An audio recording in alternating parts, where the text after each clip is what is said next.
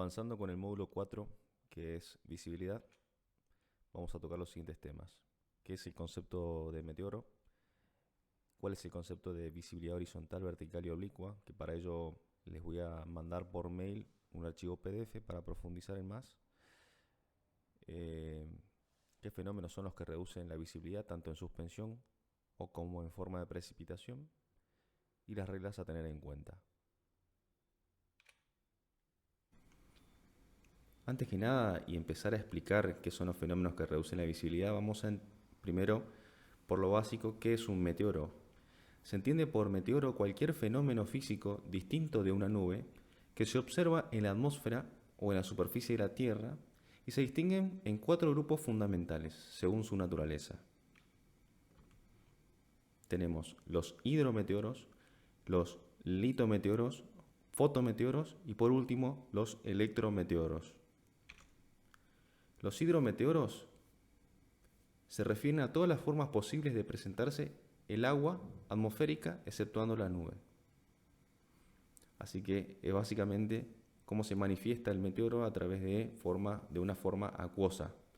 Tenemos la lluvia, lloviznas, chubasco, nieve, granizo, pedrisco, helada, rocío, escarcha. Y por último, las nieblas y neblinas.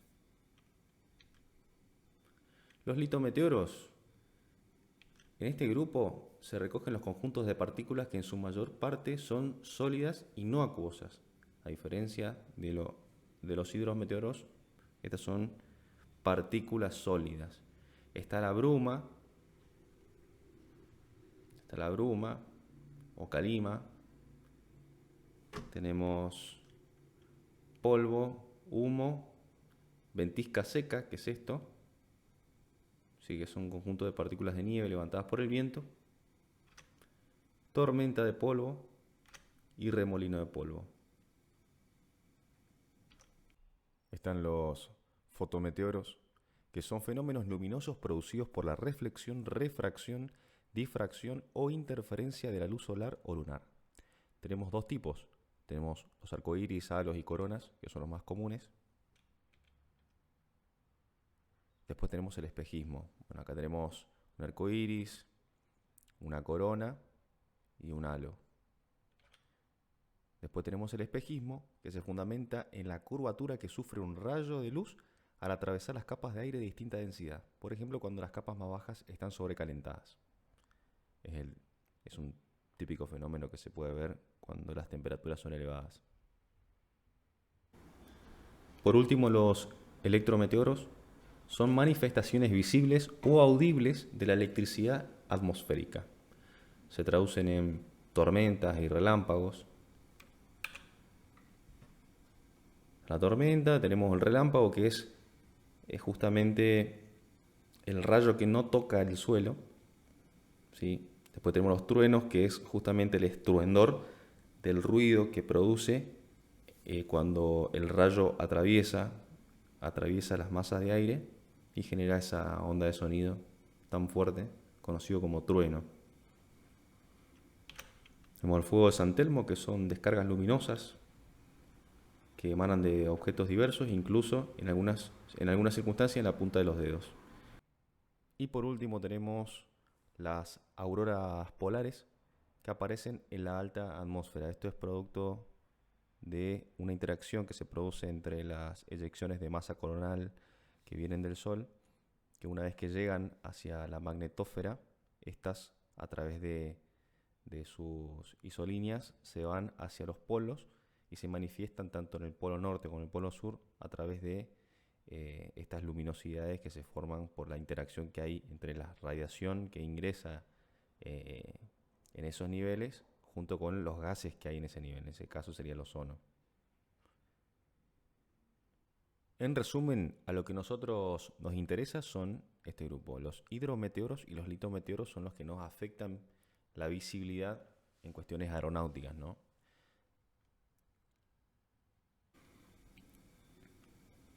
Las nieblas y neblinas son, igual que las nubes, la manifestación visible de la condensación y deposición del vapor en la atmósfera. La diferencia es que se producen próximas a la superficie y que los mecanismos de formación también son diferentes.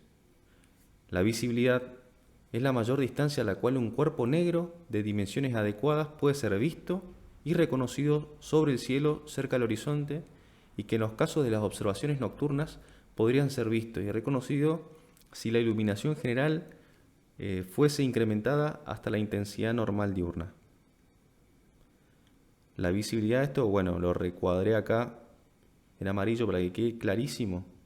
La visibilidad, cuando uno tiene una visibilidad menor a 1 kilómetro, es una niebla. Y cuando es entre 1 a 5 kilómetros, es neblina. Cuando uno ve más, es neblina. Cuando uno ve menos, niebla. Acá vemos en una carta de superficie con sus valores, con todos los valores ploteados. Observamos acá a través del símbolo de nieblas y neblinas. Tenemos distintos tipos de niebla. Las nieblas se clasifican según el proceso físico que las origina y tienen 4 características. Una es el espesor vertical, es decir, qué tan alta es, qué tan ancho. Otro es la densidad. La densidad es qué cantidad de gotitas hay en suspensión en un determinado volumen. Después tenemos cuánto persiste y por último el momento en el que ocurre. Estas nieblas pueden ser por evaporación, por radiación y por advección.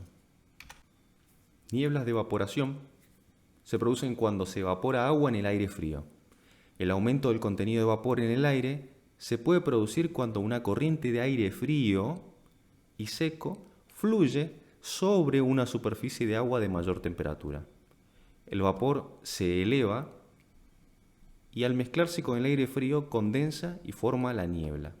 Este tipo de niebla se produce cuando existe una masa de aire frío sobre una superficie de agua más caliente. Recuerden que, imagínense que tienen el vapor, que es ese vapor es agua que se está condensando, ¿sí? Que pasa a su estado gaseoso, y al tener contacto con la corriente fría que está por encima, se produce la condensación y genera ese aspecto como de vapor, ¿no? Estas nieblas se producen en general sobre la superficie de los lagos, ríos, en otoño o a comienzo del invierno cuando el agua está más caliente que el aire. Son muy superficiales. Acá está el aire frío, el agua evaporándose y al entrar en contacto se satura. Acá tenemos una foto de cómo se vería una niebla de vapor. Tenemos las nieblas postfrontales. La evaporación del agua de lluvia proveniente de los sistemas frontales agrega vapor de agua a la masa de aire. Acuérdense que habíamos visto al comenzar las clases cuáles son los 3 mecanismos que tengo para saturar el aire. O 1, la descompresión; segundo, el aporte de vapor; y tercero, el enfriamiento. En este caso, la saturación se da por el incremento de vapor, ¿sí? Se agrega vapor en la masa de aire, contribuye a la saturación y condensación. La precipitación cae en el aire más seco, se evapora, contribuye con el vapor incrementando el contenido de humedad en la capa subnubosa, enfriándola. ¿Está? Estas nieblas se producen en un frente cuando el aire cálido se eleva sobre el aire frío. La lluvia que cae sobre el aire frío puede evaporarse y son nieblas muy espesas y persistentes. Tenemos las nieblas de radiación. Se generan por la disminución que experimenta la capacidad del aire para retener el vapor de agua cuando la temperatura disminuye. El proceso de enfriamiento isobárico, es decir, a una presión constante, tiene lugar principalmente en las cercanías de una superficie que se está enfriando. Durante la noche no hay radiación solar, por ende el suelo emite radiación infrarroja, ¿sí? Se escapa de la Tierra, el suelo se enfría, el aire que lo rodea se enfría también, debido a que le transmite calor hacia el suelo mediante mecanismos de transferencia turbulenta. En las largas noches de invierno, tanto la superficie como el aire se pueden enfriar lo suficiente como para que la humedad relativa del aire alcance el 100% y tenga lugar la condensación apareciendo las denominadas nieblas de radiación, por escape de radiación. Se generan por enfriamiento que sufre la atmósfera como consecuencia de la pérdida nocturna del calor. Para ello es necesario que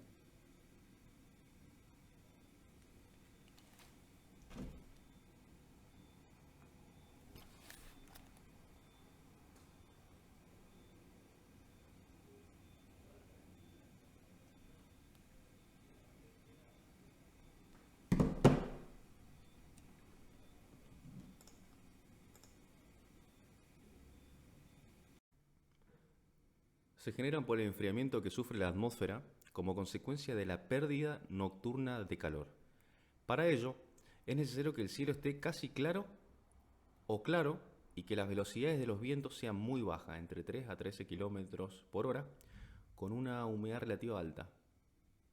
Acá vemos cómo se escapa la radiación durante la noche, ¿sí? Producto de que el cielo está despejado. Si hubiese nubes, estas longitudes de onda, al ser longitudes de onda larga, las longitudes de onda larga no traspasan la nubosidad, así que esa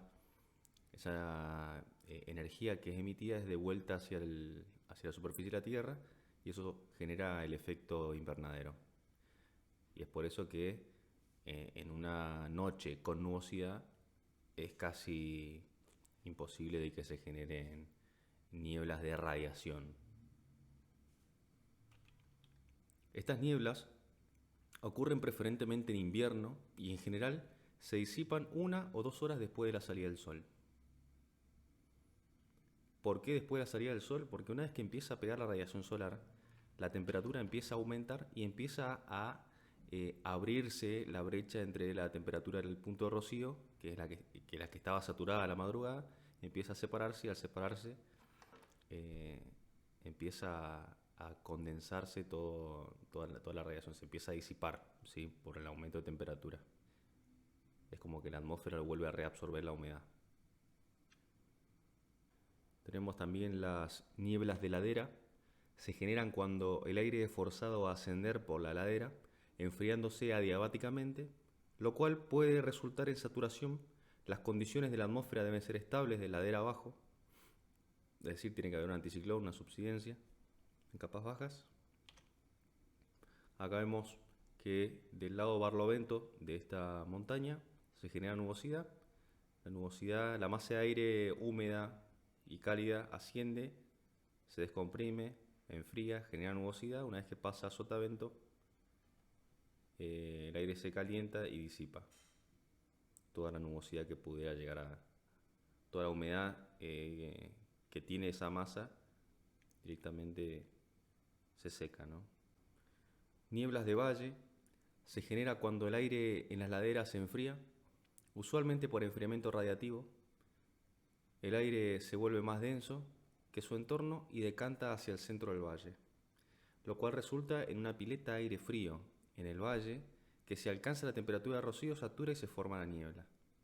La masa de aire bien frío por densidad ocupa este lugar, y la humedad que pudiera llegar a tener, y si alcanza la temperatura de rocío, o sea, se enfría hasta llegar a la temperatura de punto de rocío, satura y forma la niebla. Sabemos cómo se depositan esas nieblas espesas sobre el valle. También tenemos las nieblas de advección. Se generan cuando una corriente de aire cálido y húmedo se desplaza sobre una superficie fría. El aire se enfría desde abajo por conducción y su humedad relativa aumenta y el vapor de agua se condensa formando la niebla. Para este tipo de niebla es necesario que el viento sople con una intensidad entre 8 y 24 km por hora para que se pueda mantener ese constante flujo de aire cálido y húmedo. Imagínense que toda esta masa de aire que está acá tiene que trasladarse hacia el suelo frío. Y si el aire está calmo, el vapor de agua se depositará sobre el suelo formando el rocío. Acá vemos la corriente de aire cálido y húmedo proveniente del mar, laguna o río, lo que sea.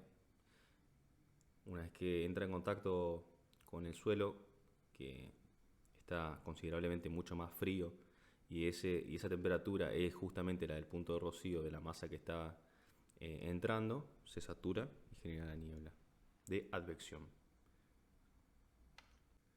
Las nieblas de advección pueden ser una advección cálida, que esa advección de aire cálido y húmedo se desplaza sobre una superficie más fría, que sería sobre el mar en esta imagen, o a la inversa, que el aire frío se desplaza sobre una superficie de agua más cálida y bueno, esa mezcla genera las nieblas por advección, ya sea fría o cálida. Son frecuentes en las zonas costeras, especialmente en el invierno, cuando el aire es relativamente más cálido y húmedo procedente del mar fluye hacia la tierra más fría. En el verano se produce de forma inversa, es decir, sobre el mar, cuando el aire más cálido de la tierra se desplaza sobre el agua relativamente más fría. ¿Qué es necesario para que se disipe? En promedio, las gotas tienen un diámetro de aproximadamente 20 micrómetros, por lo que si desaparecen los factores que la mantienen, las gotas precipitarán a 1 centímetro por segundo. Entonces, si la niebla tiene un espesor de 30 metros, tardará aproximadamente 1 hora para disiparse, si no hay nada que la mantenga. La disipación de la niebla puede deberse a varios factores, ya sea radiación solar, que es la que hace que la brecha entre la temperatura de rocío y la temperatura de ambiente sea cada vez más alta, una cortante vertical de viento, que eso hace que las propiedades se mezclen y se pierda esa estabilidad. Los cambios de intensidad de viento también producen esa mezcla turbulenta. ¿Cómo se pronostica? Es difícil de pronosticar. Deben coincidir todos los ingredientes necesarios para su formación. Si alguno de ellos no está presente o es débil, basta para que la niebla no pueda formarse. Su pronóstico es en general a muy corto plazo debido a que son muy influyentes las condiciones locales dentro de un plazo no mayor a 24 horas.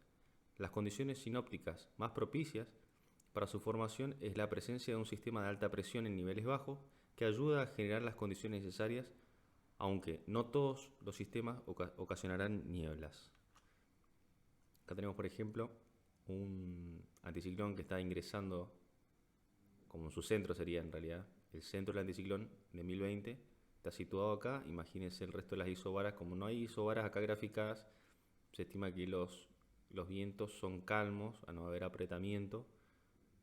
Los vientos son calmos, imagínense, todo el anticiclón ocupa toda esta zona. ¿Sí? Si vamos a ser bien detallistas, va a ocupar toda esta zona. ¿Sí? Bueno, por ende, en superficie se ve que estos círculos con un círculo envolviéndolo, quiere decir que son vientos calmos, ¿sí? Y empiezan a generarse nieblas y bancos de nieblas, producto de que se dan las condiciones y tenemos una estabilidad en altura, no tenemos ninguna vaguada afectando. Acá vemos el anticiclón, inmenso, es muy grande y tiene muy poco apretamiento bárico. Ahora, recuerden que el anticiclón gira en sentido antihorario y en este caso genera una corriente sobre el río de la Plata que, sumado a la temperatura de acá del río de la Plata, que da entre 15 grados y 10 grados, ¿sí? Eso genera una advección de aire frío sobre una superficie del mar que es caliente y bueno, eso genera una advección fría, ¿sí? Una niebla de advección fría. Acá vemos la niebla se está formando y el viento, mira, está empujando hacia el continente, hacia Uruguay, hacia las costas acá de Buenos Aires. Rocío y escarcha. Rocío se forma en los objetos cercanos a la superficie del suelo cuando se enfrían por debajo de la temperatura del punto de rocío. Más probables en las noches claras debido al enfriamiento radiativo mayor. O sea, la humedad que hay en el ambiente, producto del enfriamiento que se da sobre en la noche, hace que toda esa humedad precipite y caiga arriba de la vegetación. Las heladas se forman cuando la temperatura se enfría por debajo del punto de rocío y el punto de rocío está por debajo de 0 grados.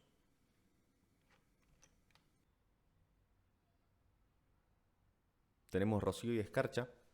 Durante la noche, el suelo está más frío que el aire. El aire húmedo que está justo en contacto con el suelo se satura y se produce la formación de rocío. Si la temperatura está por debajo de 0 grados por el punto de congelación, se puede producir escarcha en vez de rocío, es decir, cambia su estado. Esto provoca la disminución de la presión de vapor en el aire. ¿Qué es la presión de vapor en el aire? Es la cantidad de vapor que hay en un volumen determinado de masa, ¿no? de masa de atmósfera. La temperatura del suelo es bastante menor que la del aire porque la saturación respecto al suelo se alcanza antes que la saturación en la atmósfera. La formación de rocío es previa a la formación de la niebla. Incluso puede ser un impedimento a la formación de estas, puesto que quita agua de la atmósfera.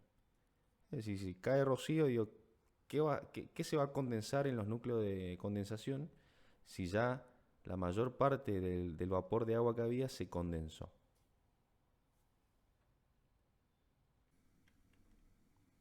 ¿Qué es una helada? Tenemos dos heladas, de la helada meteorológica y la helada agronómica. La helada meteorológica es la temperatura menor o igual a 0 en el abrigo meteorológico a 1,5 metros de altura. El abrigo meteorológico, como está en la foto, es donde están alojados los termómetros que miden la temperatura y la temperatura del punto de rocío. Y bueno, esa sería la helada meteorológica. La helada agronómica, la temperatura que causa la afectación a nivel de la planta, ejemplo el suelo, etc., pueden ocurrir daño en el vegetal con temperaturas superiores a 0 o, contrariamente, resistir algunos grados bajo 0 dependiendo del mismo y su estado fenológico.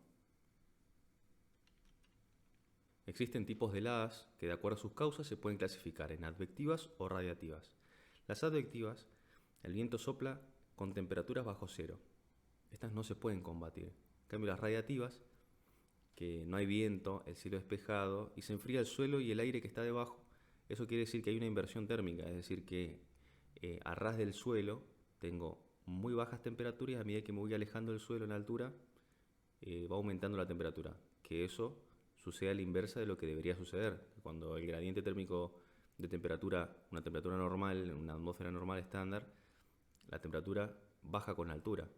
¿Sí? Bueno, por eso se llama inversión térmica, que en estas situaciones de heladas se produce por inversión térmica. Tengo muy bajas temperaturas, a medida que me voy acercando al suelo, va bajando la temperatura. Estas sí se pueden combatir porque hay formas de calentar las zonas y bueno, romper esa inversión térmica. Tenemos dos tipos de heladas. Tenemos la helada blanca y la helada negra. En la helada blanca, el rocío se congela y también se hace escarcha arriba de la planta. En ocasiones, el interior del vegetal no se llega a congelar. En cambio, en la helada negra, al haber falta de humedad, no se forma rocío ni escarcha y se congelan todas las partes vegetales y destruyen todas sus células. Y bueno, el daño es total en toda la planta, acá como se ve.